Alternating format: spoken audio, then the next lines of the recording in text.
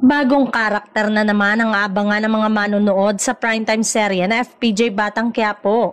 Spotted kamakailan si Maris Racal sa taping ng programa suot ang uniforme ng pulis na agad nagdulot ng excitement at espekulasyon mula sa mga fans kung ano ang magiging papel niya sa kwento. Kilalang versatile na actress at singer si Maris kaya't inaasahan na magdadala siya ng kakaibang kulay sa mas pinainit pang takbo ng kwento ni Natanggol. Kung siya abay magiging kakampi o bagong balakid na inaabangan ng lahat.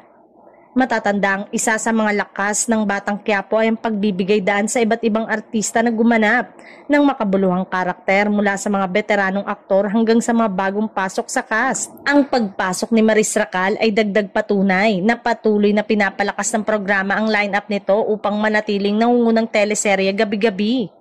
Sa ngayon, wala pang opisyal na detalye mula sa produksyon kung gaano kahaba o kalalim ang magiging partisipasyon ni Maris sa kwento.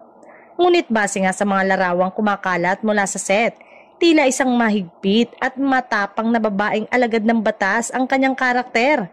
Siguradong mas lalo pang magiging kapanapanabik ang mga susunod na kabanata ng FPJ Batang Quiapo sa pagpasok ni Maris Racal.